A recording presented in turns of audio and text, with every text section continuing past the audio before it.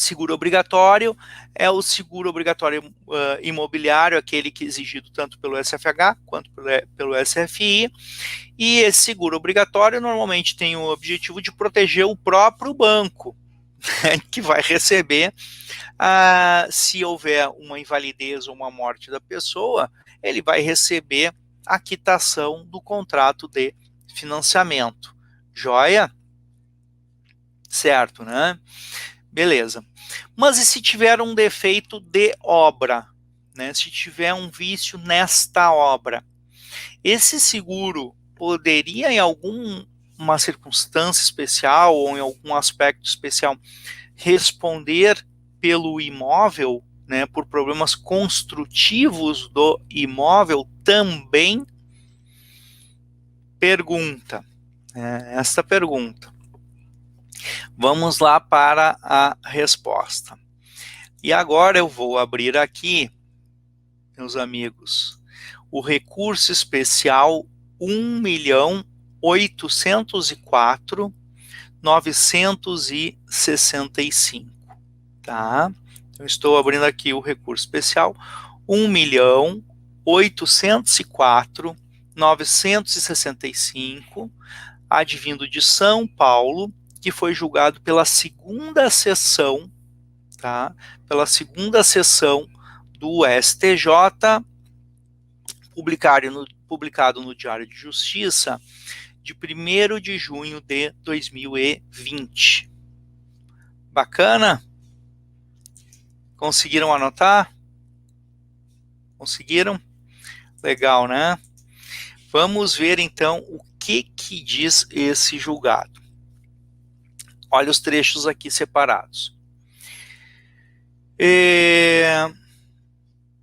Então, assim como tem o segurado o dever de veracidade nas declarações prestadas, a fim de possibilitar a correta avaliação do risco pelo segurador, a boa-fé objetiva impõe ao segurador, na fase pré-contratual, o dever, dentre outros, de dar informações claras e objetivas sobre o contrato, para permitir que o segurado compreenda com exatidão o verdadeiro alcance da garantia contratada.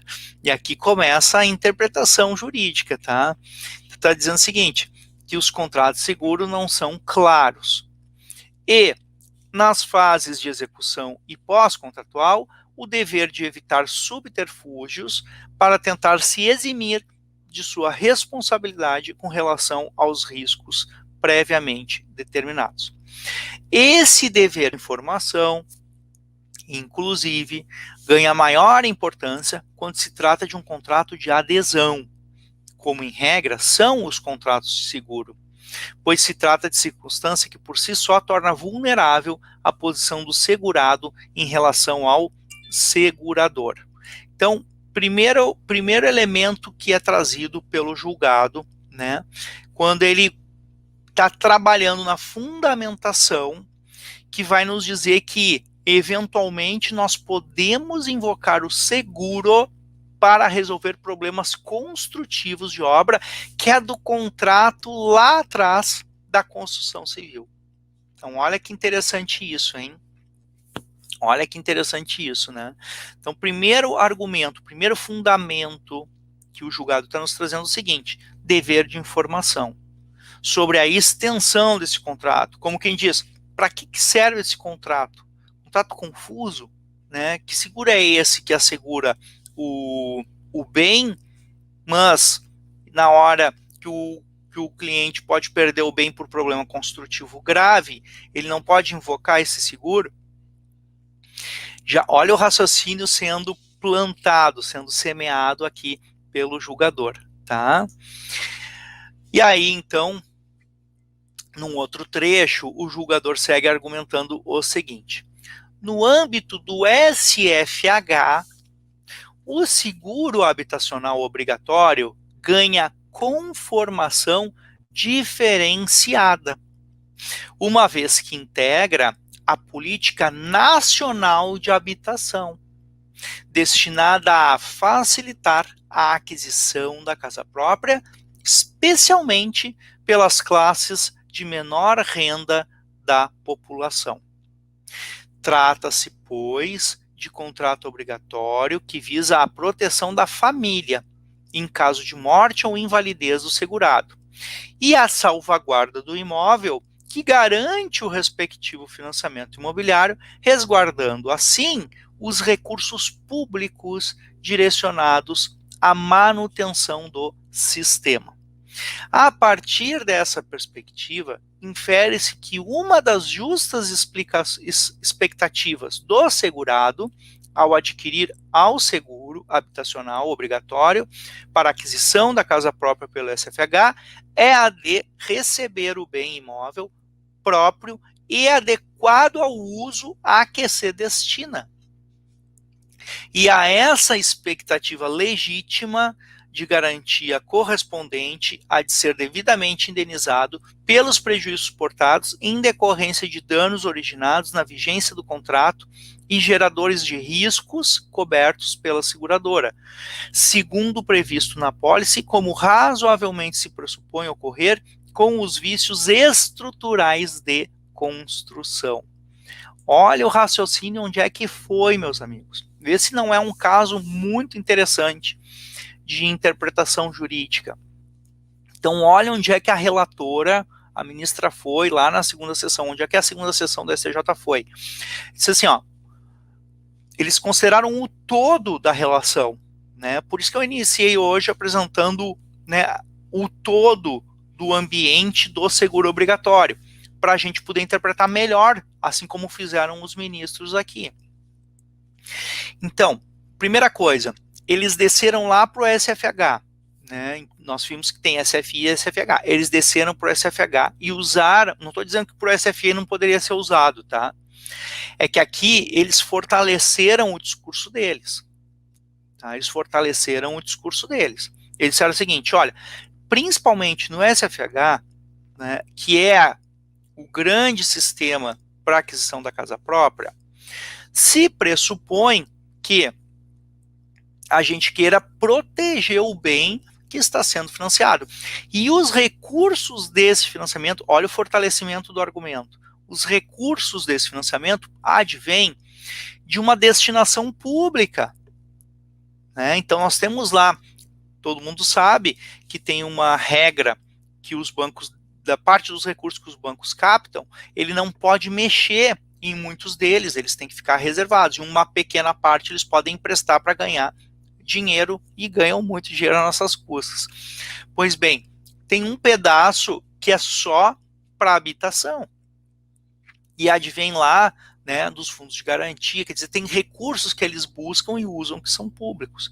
Então, o que os ministros fizeram? Eles foram lá e disseram o seguinte, olha, o SFH em especial, né, ele além de ser destinado à parcela mais vulnerável da população, ele ainda vai buscar recursos públicos e então é justa a expectativa da pessoa ao contratar um seguro que esse imóvel, né, que ele adquiriu, assim como quando a seguradora não faz uma série de perguntas para aceitar o teu contrato, quem tu é, quanto tu ganha, como é que tu vive, né, qual é a tua saúde, que doença tu tem, se tem doença pré-existente, se não tem uma série de rigores. Então ele está dizendo, tem que ter os rigores também para avaliar o bem imóvel. Ela tem que estar junto no risco, já que ela está protegendo o risco. Ao fazer esse raciocínio, eles plantam o quê? Uma extensão da aplicação do seguro para os vícios estruturais de construção. E aí, nós que estávamos fazendo o caminho de sair, né, do ambiente da advocacia da construção civil para entrar na advocacia bancária, a gente faz um caminho de volta.